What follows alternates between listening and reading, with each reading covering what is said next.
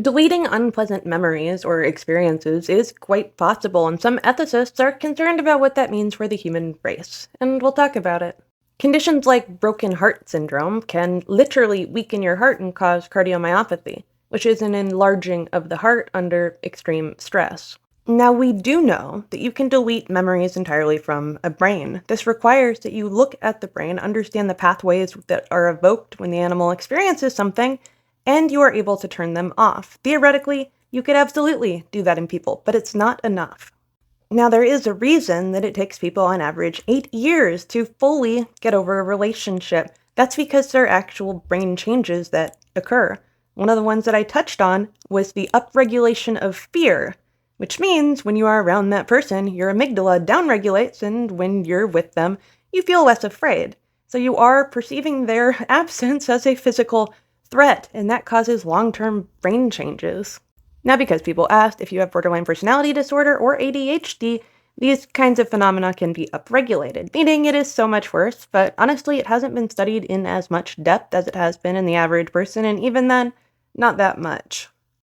And there's multiple different outcomes with ADHD. People can attach too much and hyperfixate, or you can just not attach at all.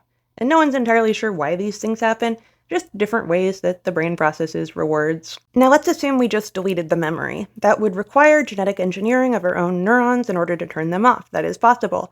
But if you lost the memory, you would still have the physiological reaction and the pain. It would be like still reacting to something, but just having no idea what you're reacting to.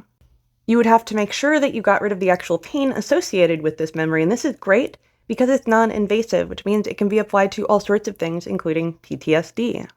You can take an adult person and you can stimulate parts of the brain that are involved with relief from pain transcranially. And that actually does help people deal with social rejection. This is the one that we think of when we associate with romantic rejection. There are real clinical trials that are applying these sorts of treatments to people who are experiencing. There are real clinical trials going on right now using these kinds of interventions for people who are experiencing grief.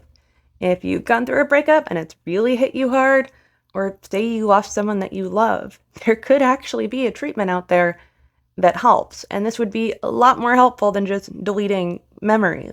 When it comes to the ethics around this, I'm a little bit conflicted, because on the one hand, there are people who have PTSD and trauma and depression, and you have the ability to really improve their lives, to maybe kind of undo that thing that's keeping them from really living. On the other hand, if you are messing with somebody's neural circuitry, you are going to change them, and not in a way that they can consent to or understand what it will look like on the other side.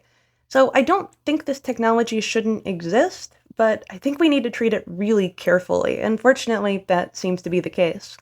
I don't know. I'm gonna keep my memories. I don't think I would take a treatment for grief. How about you?